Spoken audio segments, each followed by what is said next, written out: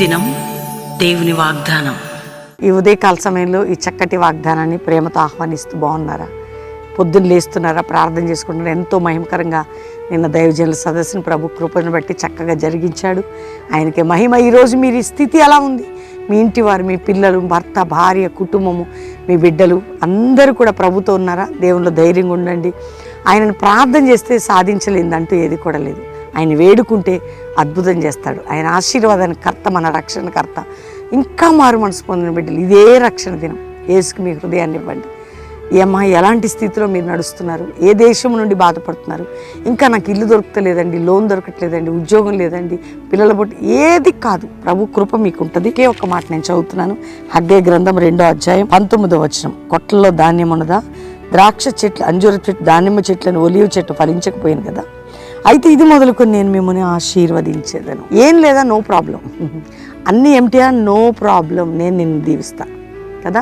అంత కొదవైందని ఏం కాదు, నేనున్నాను కదా అంటున్నాడు దేవుడు. కాబట్టి ఇది మొదలుకొని ఈరోజే అంటే నువ్వు నమ్మితే 21 రోజు కూడా 7 వాగ్దానాలు వింటున్నారు. మరి చక్కటి పాటలు వింటున్నారు. ఇవన్నీ ఎవరి కోసం? మీకోసమే కదా, మన కోసమే కదా. కాబట్టి ఈ రోజు నుండి నా ఆశీర్వాదం చూచెదవు. వాగ్దానం నమ్ము.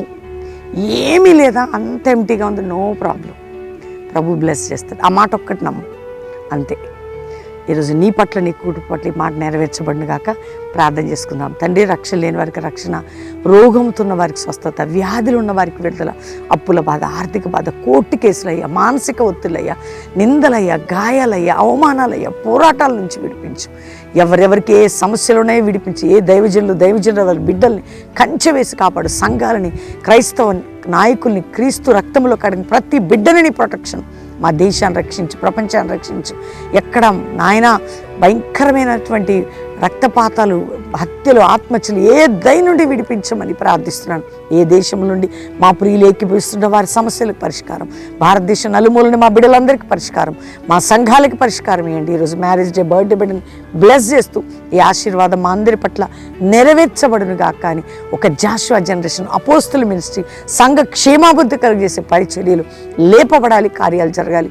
అట్టి కృప దయచేయమని యేసు నామములో అడుగుచున్నాము తండ్రి, ఆమెన్. దేవుని బిడ్డలారా, pastor Praveen YouTube channel subscribe చేసుకోండి. ఈ వాగ్దానం అందరూ లైక్ చేసి షేర్ చేయండి.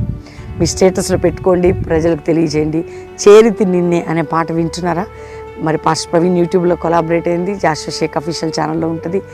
యేసయ్య దగ్గరికి చేరినప్పుడు ఆయన ఎంత కృప కలిగిన వేడు.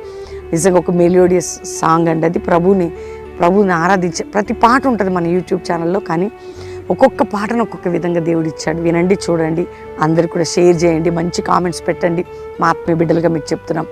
శనివారం స్వస్థత సభ Calvary promise and Hyderabad Hayat Nagar Ramoji film city దగ్గర సాయంత్రం 5:30-9 రండి. ఇక్కడ ఉండొచ్చు, ఆదివారం అటెండ్ అయ్యి వెళ్ళొచ్చు. బెల్లంపల్లిలో కూడా స్వస్థత సభ సాయంత్రం 5:30-9 అక్కడ అటెండ్ అయ్యి ఆదివారం అటెండ్ అయ్యి వెళ్ళొచ్చు. ముఖ్యంగా మీ అందరి కోసమే కదా ఉదయం సాయంత్రం ఈ ప్రార్థనలు, ఎవరు మిస్ చేసుకోకండి. నెక్స్ట్ బెంగళూరుకు వస్తున్నాం. ఫిబ్రవరి 17, 18, 19 ప్రార్థన చేయండి. ITI grounds Bengaluru. అద్భుతమైన ఉజ్జీవ సభలు లాస్ట్ ఇయర్ జరిగాయి. ఈసారి కూడా అందరం కలిసి ప్రార్థనాపూర్వక సిద్ధపడదాం. దేవుడు మీ అందరినీ దీవించును గాక. Praise lord.